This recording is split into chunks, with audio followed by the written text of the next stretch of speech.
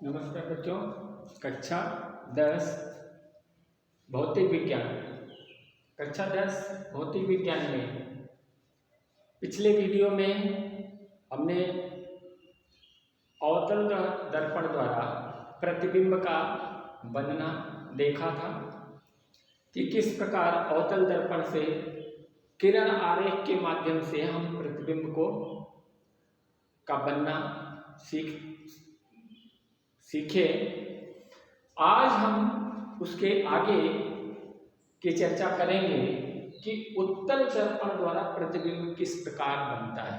देखिए, उत्तल दर्पण का प्रयोग बहुत होता है, तो इसमें देखें उत्तल दर्पण का प्रयोग जैसे हमने बताया था कि जो वाहन हैं उनके साइड जो ग्लास लगे हुए हैं, बगल में जो शीशे लगे हुए हैं जिससे हमें पीछे की चीज़ें देखनी होती है उनके लिए, क्योंकि वो छोटे ही होते हैं लेकिन ज़्यादा एरिया क्षेत्रफल वो घेरते हैं, कवर करते हैं, दिखा पाते हैं।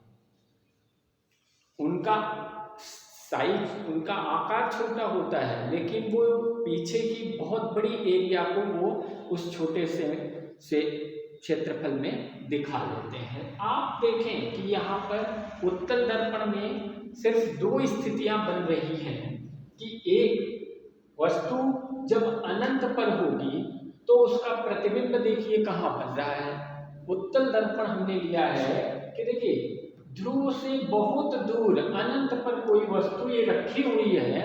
अब यहाँ से यहाँ देखें तो यहाँ वस्तु जो अनंत पर है उसका प्रतिबिंब देखिए, किरण समांतर किरण चल रही है जो कहाँ से, ये देखिए परावर्तन के पश्चात ये फैल जा रही है लेकिन आती हुई कहाँ से प्रतीत हो रही है, फोकस से। तो यहाँ हमने ले लिया, देखिए निचले सिरे से भी लिया तो वो कहने का मतलब कि ये देखिए ये इस फोकस पर ही, जो मुख्य फोकस है यहीं पर प्रतिबिंब बनेगा और सीधा बनेगा छोटा, अत्यंत छोटा बनेगा। ये जो प्रतिबिंब बनेगा वो बहुत ही सूक्ष्म बनेगा, छोटा बनेगा जब वस्तु अनंत पर होगी।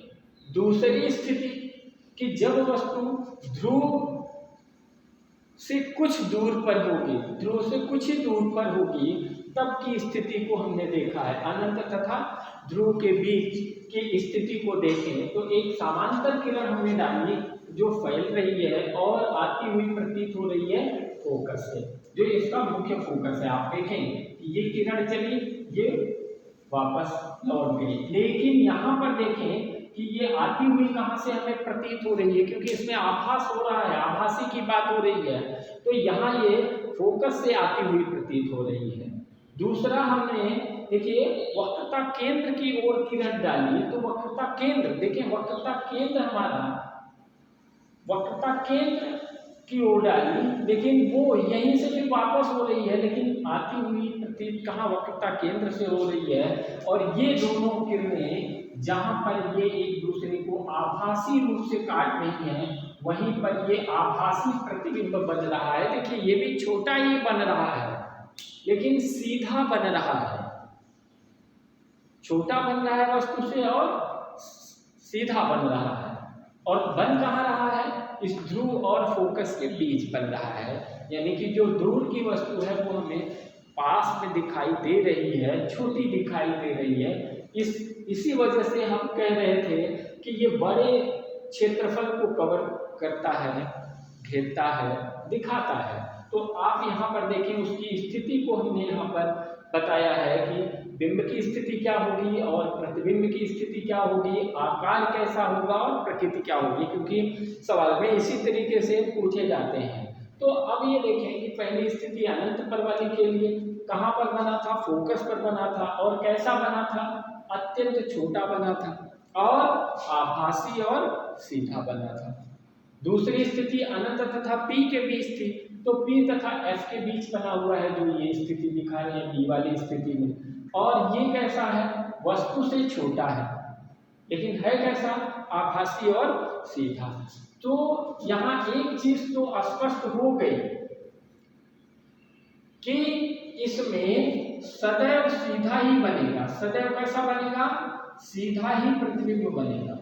इसलिए इसका प्रयोग जो साइड ग्लास के लिए किया जा रहा है, गाड़ियों के शीशे पीछे देखने के लिए जो शीशे लगाए गए हैं, उसमें हम इसको क्या कर रहे हैं, क्योंकि इसी का प्रयोग करते हैं, समतल का प्रयोग नहीं कर पा रहे हैं, नहीं करेंगे। क्यों? क्योंकि वो उतना एरिया कवर नहीं करेगा, इसलिए इस उत्तल दर्पण का हम लोग प्रयोग करेंगे।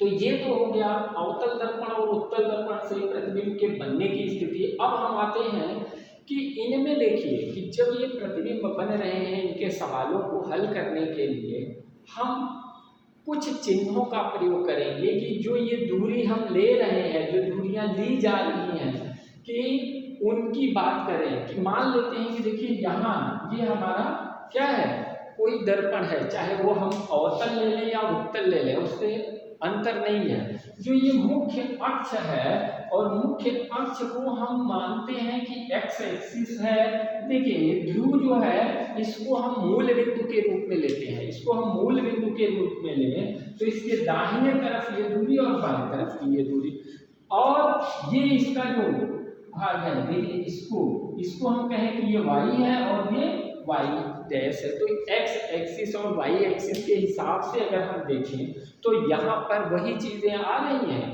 कि x ये मूल बिंदु से x की तरफ की दूरी क्या होती है, धनात्मक होती है, और x डैश की तरफ क्या दूरी होती है, धनात्मक। तो यहाँ से हम दूरियों को मापेंगे, क्योंकि इसमें आप देखें चाहे वो अवतल लिया हो चाहे उत्तल, हम हमेशा दर्पण के बाईं ओर बिंब को रखते हैं।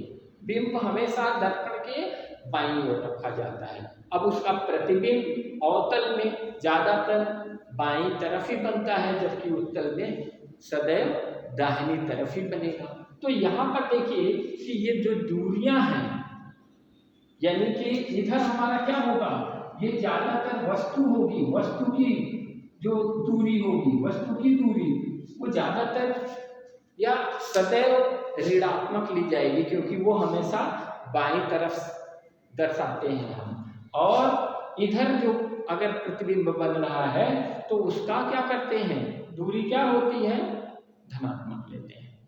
अब देखें इस मुख्य अक्ष के ऊपर यानी कि y अक्ष पे देखिए वस्तु की लंबाई को जब हम लेंगे तो वो धनात्मक लेंगे, लेकिन अगर इस मुख्य अक्ष के नीचे की लंबाई को हम क्या लेंगे, ऋणात्मक लेंगे।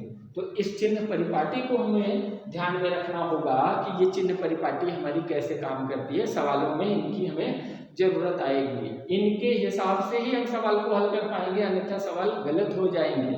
तो ध्यान देंगे इस ध्रुव के बाईं ओर आप ऐसे खड़े हो जाएं तो दाहिने हाथ की तरफ की दूरी धनात्मक, बाएं हाथ की तरफ की दूरी ऋणात्मक। तो कोई वस्तु जैसे यहाँ रखी है तो इसको हम यहाँ से दूरी मापेंगे कि कितनी है, और प्रतिबिंब अगर इधर बना है तो ध्रुव से कितनी दूर पर बना हुआ है।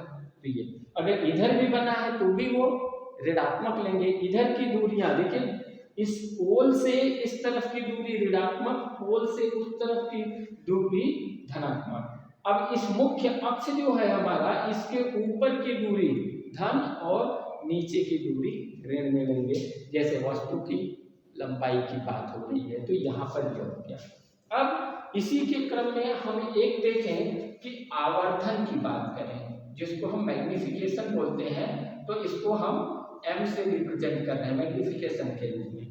तो आवर्धन क्या है, जिसमें कोई प्रतिबिंब बिंब की अपेक्षा कितने गुना क्या हुआ, आवर्धित हुआ, यानी कि बड़ा बन रहा है या छोटा बन रहा है या बराबर, यानी कि कितने गुना वो आवर्धित हो रहा है। इसे प्रतिबिंब की ऊंचाई यानी कि जो प्रतिबिंब की ऊंचाई है उससे और जो बिंब की ऊंचाई है उसके अनुपात के रूप में हम व्यक्त करते हैं। तो क्या है, आवर्धन को हम m से रिप्रेजेंट करते हैं। तो यहाँ पर देखिए आवर्धन m बराबर क्या है, प्रतिबिंब की ऊंचाई, इस ऊंचाई को अगर हम h डैश लें और बिंब की ऊंचाई को h लें तो प्रतिबिंब की ऊंचाई के बटे बिंब की ऊंचाई h। अर्थात हम कह सकते हैं या दूसरे रूप में हम ये भी कह सकते हैं कि जो ये प्रतिबिंब की दूरी है और बिंब की दूरी है, बिंब और प्रतिबिंब की जो दूरी है, इनके अनुपात को भी हम उसका आवर्धन कहते हैं। तो यहां से आवर्धन हमारा किसके बराबर है? h डैश के बटे h के या फिर माइनस v के बटे u के है। तो ये आवर्धन के लिए सूत्र हो गया। ये दोनों रूपों में हम दिखा सकते हैं।